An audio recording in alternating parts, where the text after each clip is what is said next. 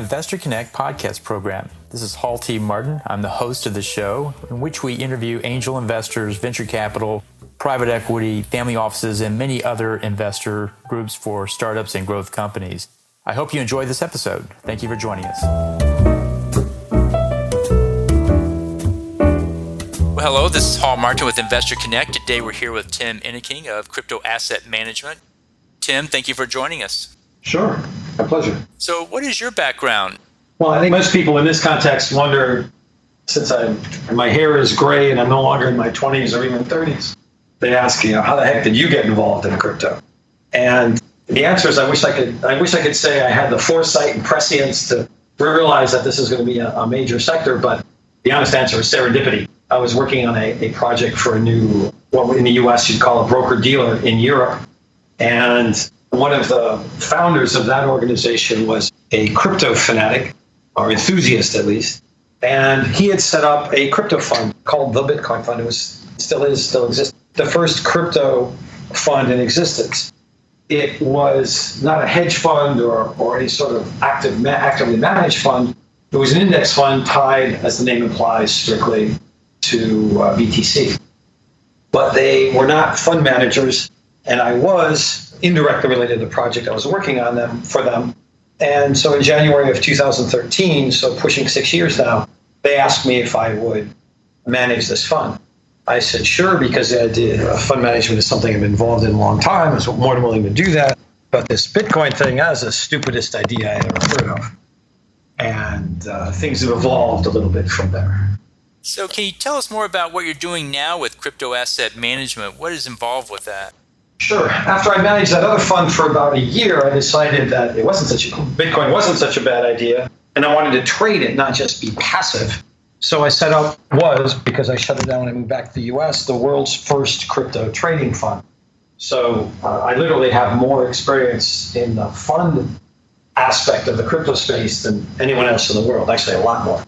And when I moved back to the US, because I was living in Europe at the time, it turned out to be rather difficult to run a mainly offshore fund from the US, especially in the crypto space, because from a regulatory standpoint, it was rather complex. So I shut it down and then set up my new fund in crypto in the US, and Crypto Asset Management manages that fund. So we do diversified investments, a range of share classes, and we do diversified investments in the crypto space.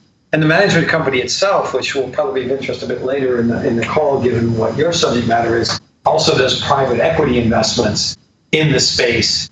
And we'll discuss what exactly that space means. But as a result of that, between the two organizations, the fund and the management company, we really cover the entire waterfront of analysis and investment in this new and exciting space. Can you go ahead and describe the various facets of the crypto space? It's growing and changing very rapidly, but can you outline it for those who are not familiar with it? Sure. And let's look at it chronologically, because the last point I'll make is future-looking. Initially, it was Bitcoin, right? It was the first, what we now call cryptocurrency. I think crypto assets is a much better term, so I'll use that now. So Bitcoin existed on its own for a number of years. And Bitcoin, by the way, was not the first attempt at what we now call a crypto asset. It's the eighth or ninth. The first one goes back into the late 1980s in Holland. But it was the first one that built on all the mistakes that those had made. There's a first mover disadvantage, or being on a bleeding edge means you do indeed bleed, and a lot of projects fail. But Bitcoin was the first successful one. And I think a key element to Bitcoin's success was the anonymity of Satoshi Nakamoto, the erstwhile founder of it, him, her, them. And learning from those mistakes, it finally gained enough critical mass. And at that point in time, it was crypto assets or cryptocurrencies, or whatever you call them. That was pretty much it. The infrastructure behind what made BTC, Bitcoin, or any other cryptocurrency run wasn't really the focus of much attention. What we now call DLT, distributed ledger technology. Or decentralized ledger technology. The focus was on the crypto aspect of it. So Ethereum comes along and it starts changing the focus a little bit with the emphasis on smart contracts. And then slowly, beginning about 3, maybe 4 years ago for the real aficionados, but to the vast majority of people it was about a year ago, the focus started to shift to, hey, what is this technology that makes BTC go? The blockchain and the distributed ledger. And or decentralized, depends on which camp you follow. But the idea was, suddenly people realized, wow, this concept of a list or accounting that's millions of copies of which are maintained so you can trust it, because it's really a concept of trust. That's really what the blockchain is built on. You can trust it because, well, for very simple reasons. If we can trust this data, there's a lot of other stuff we can treat similarly. There's a lot of other data besides just buying and selling cryptocurrencies, crypto assets, that we can take advantage of. So this morning, for instance, IBM and Maersk announced that their blockchain supply chain initiative, and I'm not stuttering, it's the supply chain put on the blockchain, which to me, logistics in general is one of the most exciting applications for the blockchain. They announced that they're putting, or rather 20 other companies hit that milestone, have joined their logistics on the blockchain initiative. And to me, that's absolutely huge. It's a very, very clear use case of the blockchain, because rather than having all these accounting records follow some container around, you scan the container, you put it on the blockchain, you put the contents on the blockchain, and you know what's in that container as it moves around the earth. And as you develop what I think is going to end up being PPPs, public-private partnerships, you're going to have customs, passport control, all sorts of things, because people moving across borders is also a form of logistics, where logistics are really going to be put on the blockchain. So suddenly there's this dichotomy, there's this bifurcation, where on the one hand you have the crypto assets, and there you have buying and selling on exchanges, you have the ICOs raising money because they haven't done anything yet, so they're just raising money. And then you have some of the problems that arise with the ICOs and the concerns that are around the use of crypto assets, whether you call them currencies or not. All of that is going one way. And then you have the blockchain, which is going the other way. And sometimes you have examples of where one application is going both ways. A great example is NASDAQ versus Overstock and T0, or Medici and T0. NASDAQ is tokenizing stock trading, regular fiat, normal, classic stock trading, because it's now T2, T3, so settlement on trading day plus 2 or settlement on trading day plus 3. You can continue to trade your assets, but if you want to pull your money out of a broker, you have to wait 2 or 3 days because the entire process of settling that trade has to be completed. And so NASDAQ is doing that, but they're not selling their token. Because after all, what's a token? It's from amusement parks or subways, right, where you have this little token. And when the token net and Ethernet were first invented, the programmers that developed those concepts of putting computers on a ring, they had to exchange packets of data going round and round. And they decided to call that packet of data, with a beginning and an end, they decided to call that a token. So that's the etymology of where you get now to tokens. Tokens are used all the time, but tokens don't necessarily have what we call an article we published on investing in ICOs, the 7 pillars of ICO investing. They don't necessarily have independent drivers of price formation. So NASDAQ is using tokens for its T0, meaning settlement, immediate real-time settlement. And T0, the project, is not, or rather is not keeping it internal. It's decided, hey, we're going to externalize this, and because we think that token has independent value. And that's sort of an open question. T0 has extended its deadlines for its ICO on a number of occasions because it hasn't been able to raise the money it thinks it needs. And I think that's actually the marketplace saying, hey, look, we don't really see that there's a lot of value in this token for independent value in this token for moving trading data around. On the other hand, it's a very useful thing. And that comparison is a good example of the dichotomy we're facing now, where you have crypto assets on the one hand and exchanges and all that other good stuff. And then you have the blockchain on the other, which doesn't necessarily have to be something that people buy and sell. Maersk and IBM and their joint venture are not selling the tokens that they're going to use to identify goods in a container as it crosses a border, as it sits on a ship. It's not selling those tokens to the general public. It doesn't need to. So that's the dichotomy. And now it's about to turn into a trichotomy, if you will, because there's a third branch that's starting to appear. And that is the tokenization of hard assets.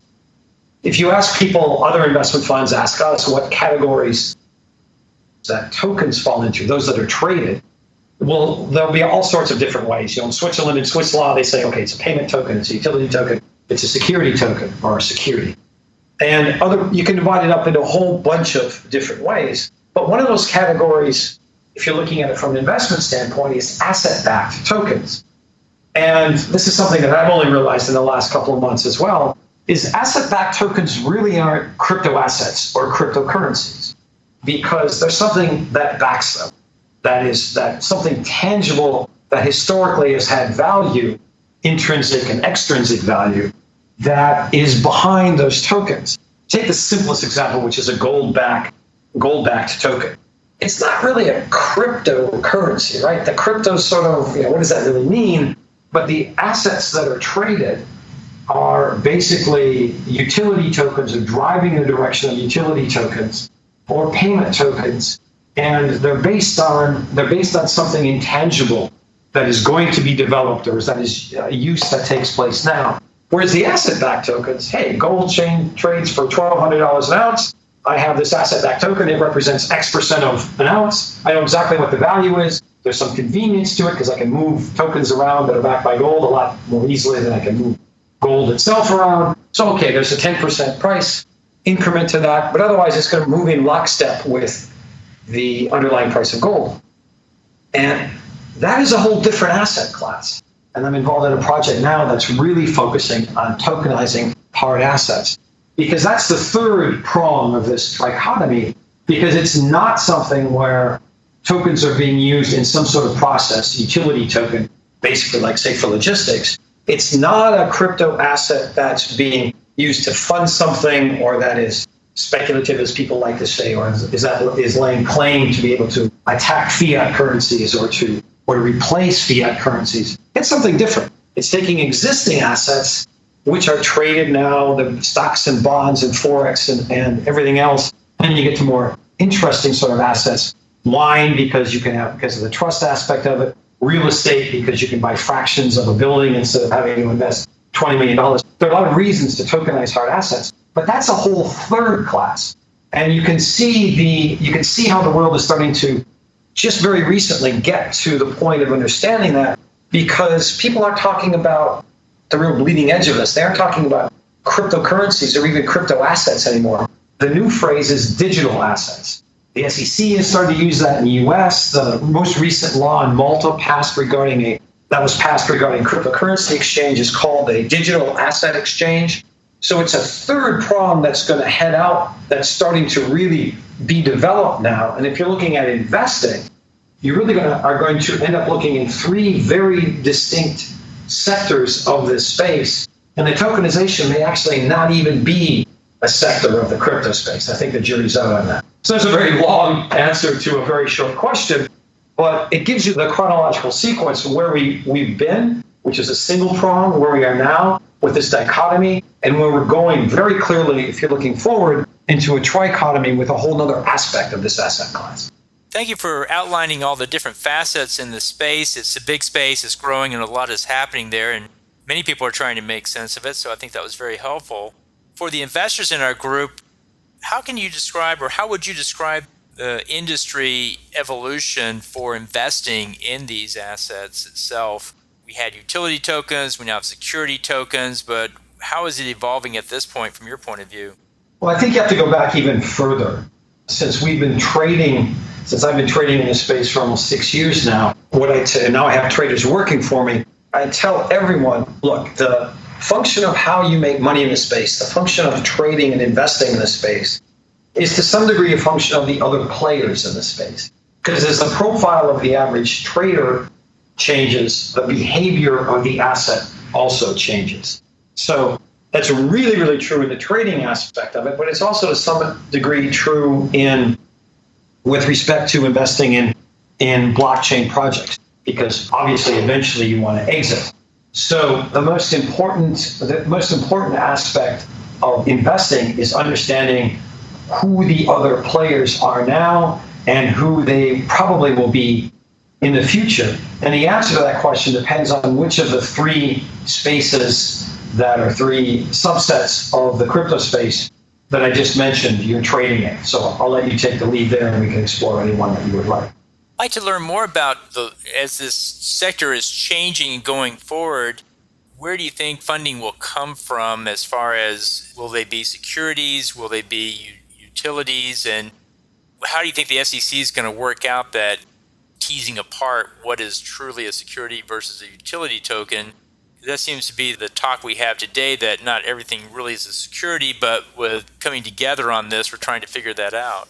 Well, two aspects of that. One is, and probably the most important one, is how much we should focus on what's happening in the United States if you want to invest in this sector.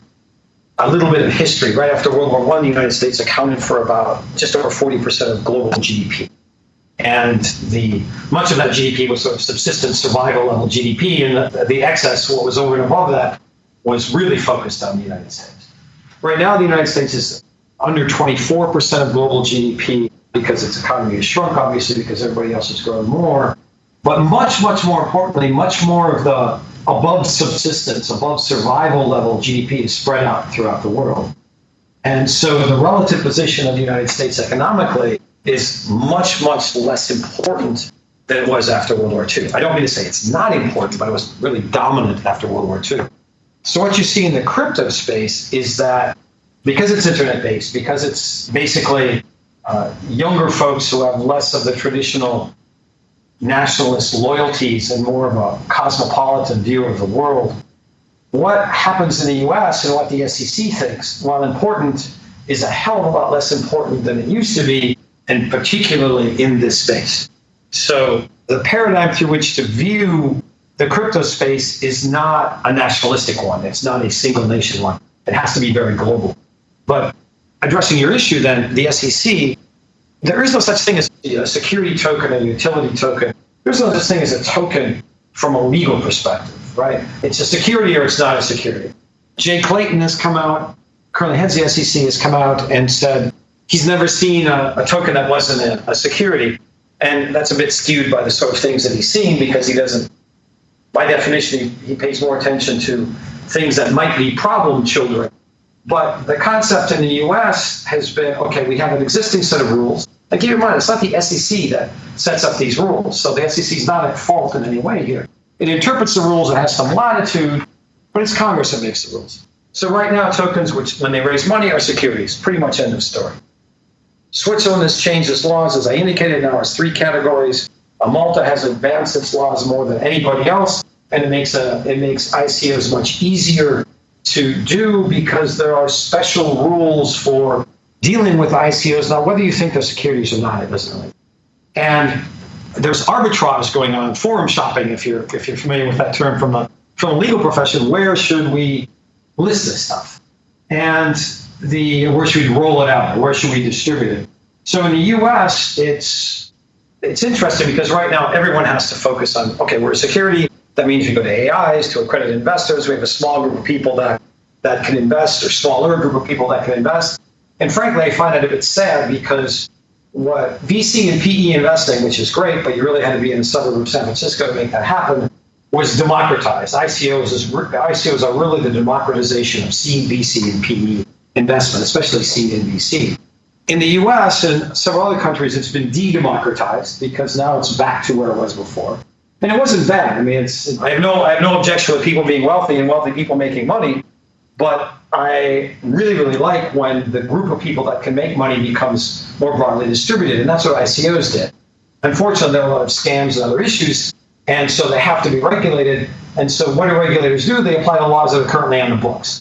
But that kind of puts us back to square one, and that's where we are in the US. So the question is when or if the US will modernize its laws in the direction, let's say, of Switzerland or even France or Malta, Singapore, Thailand, Taiwan. There's some of the jurisdictions that are pushing themselves on the cutting edge of these sort of things. And the answer is it'll probably take longer in the US, and it will be more heavily regulated in the US.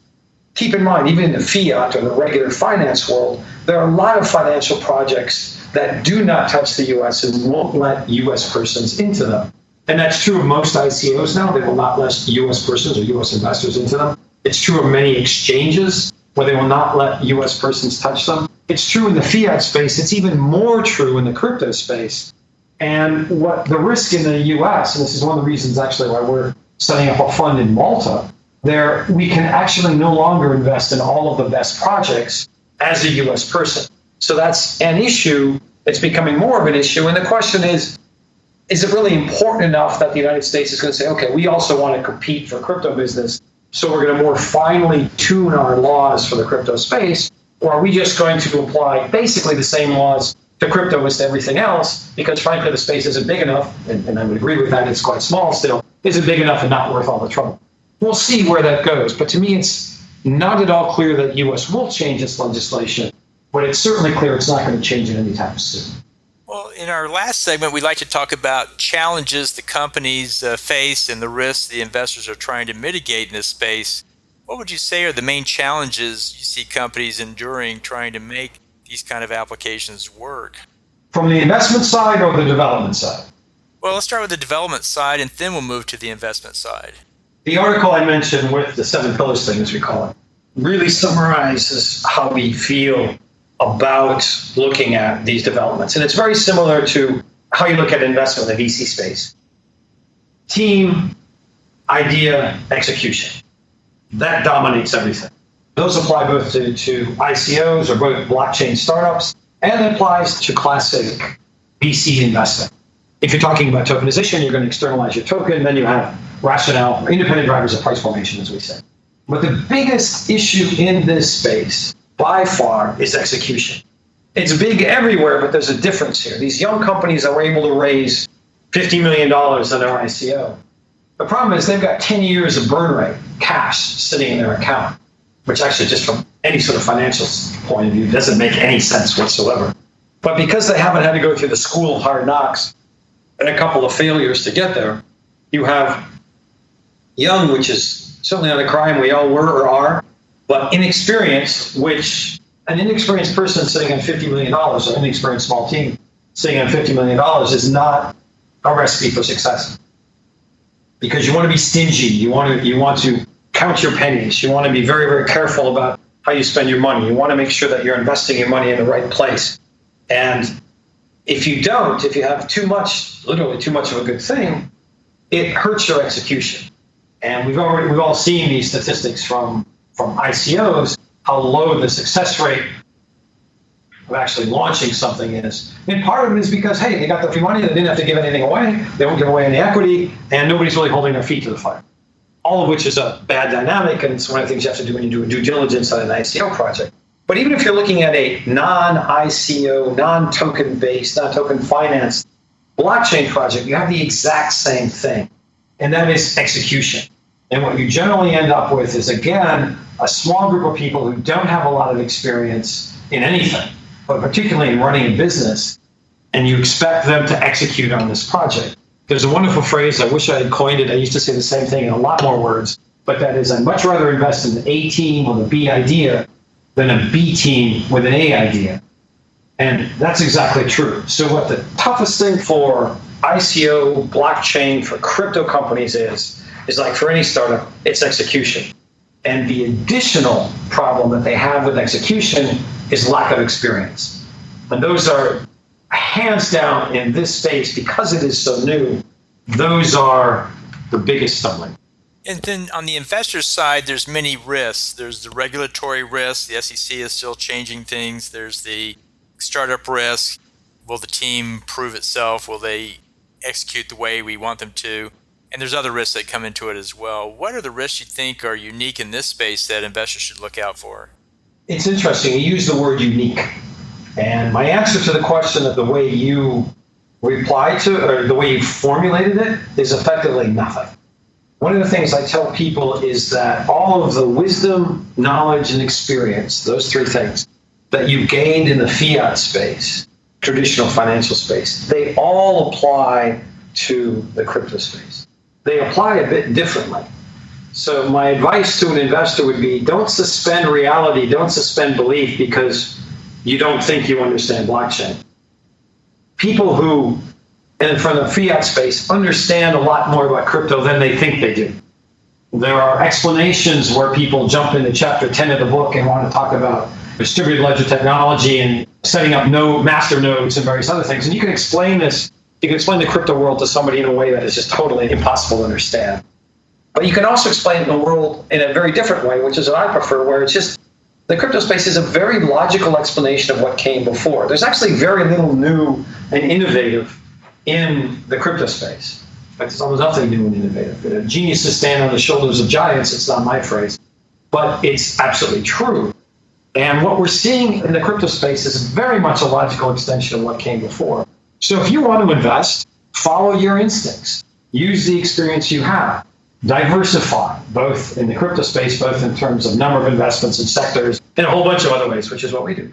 And it's important to not suspend reality, not to dismiss everything you've learned.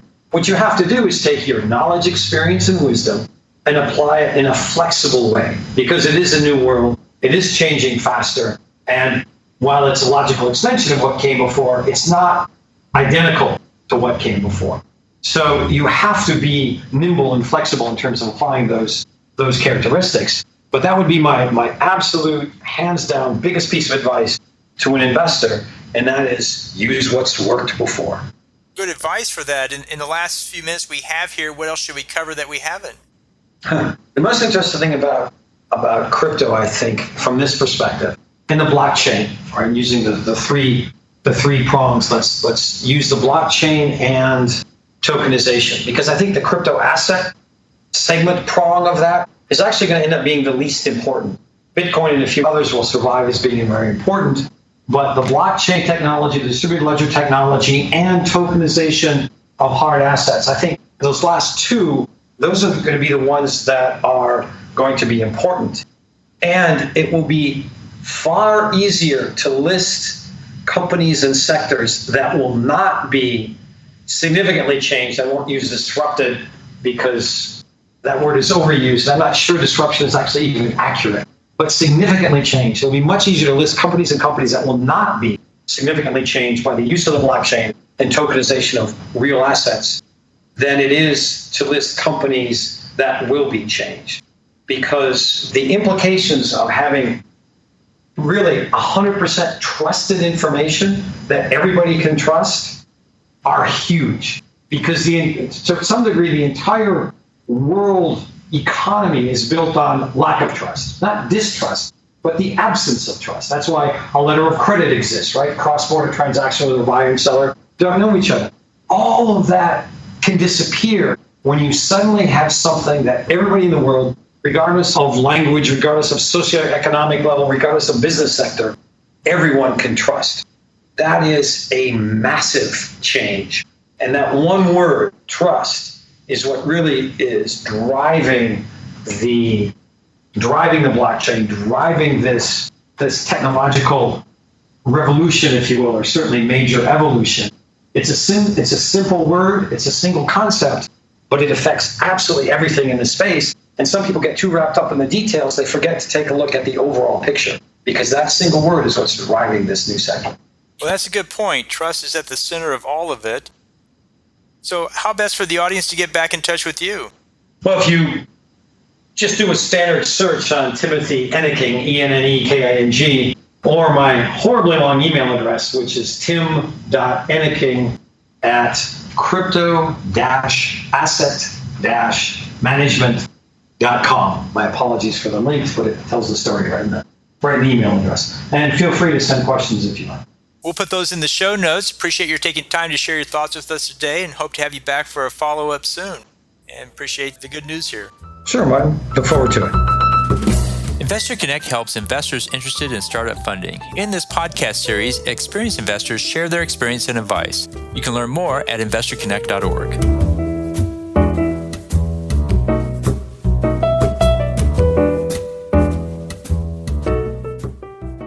Paul T. Martin is the director of Investor Connect, which is a 501c3 nonprofit dedicated to the education of investors for early-stage funding. All opinions expressed by Hall and podcast guests are solely their own opinions and do not reflect the opinion of Investor Connect. This podcast is for informational purposes only and should not be relied upon as a basis for investment decisions.